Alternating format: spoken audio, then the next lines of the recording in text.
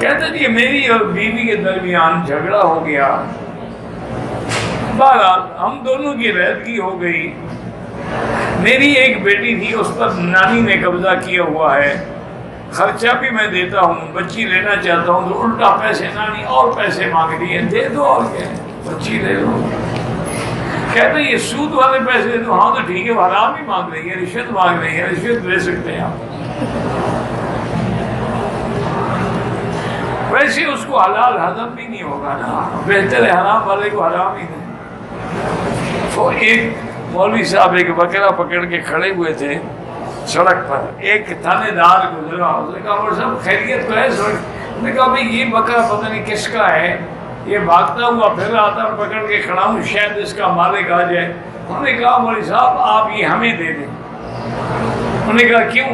انہوں نے کہا اگر مالک نہ آیا، فرض مولا آپ نے کھا لیا تو آپ کے پیٹ میں آرام نہیں کرے گا، جو وہاں اکیلا ہو کر، ہمارے پیٹ میں تو لاکھوں بکرے کھڑے ہیں، وہاں جا کے یہ خوش بھی رہے گا، مطمئن بھی ہو جائے گا، آپ اس چکر میں نہ پڑیں۔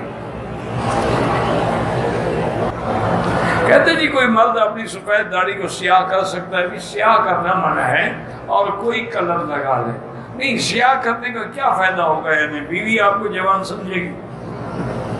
نہیں مجھے وجہ بھی بتایا کرو نا ساتھ کہ بھئی وہ داڑھی کالی کرنے کا یہ فائدہ ہے کہ مجھے بیوی کو پتہ ہے تم جتنا جوان ہو، یا پھر لوگوں کی بیویوں کو دھوکہ دینا چاہتے ہو کہ میں ابھی جوان ہوں جناب، میری طرف بھی نظر کرم ہو۔ اِنَّا لِلَّهِ وَإِنَّا إِلَيْهِ رَاجِعُونَ۔ سب سے پہلے کالا خطاب پتہ ہے کیسے لگایا تھا فرعون نے؟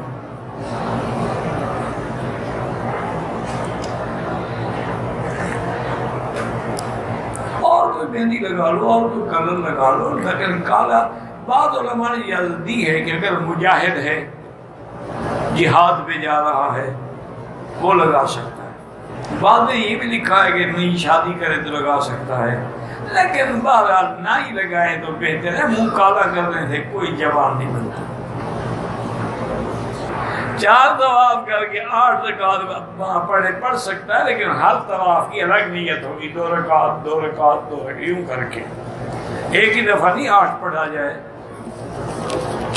وہ ایک ہمارا حاجی آیا تھا، مہمان ہو گیا، صفا مروا دوڑ رہے، کافی دیر ہوگی، میں نے آدمی بھگایا بھی پتا کروں نے کہا جی کہیں وہ دوڑ رہا ہے، میں نے کہا یار 4 گھنٹے، انہوں نے کہا کہتے ہیں لوگ جو دوڑ رہے ہیں میں بھی دوڑ رہا ہوں، کتنے چکر، انہوں نے کہا جی 100 تو ہو گیا ہوگا۔ چلو الحمدللہ اچھی سزا مل گئی تمہیں۔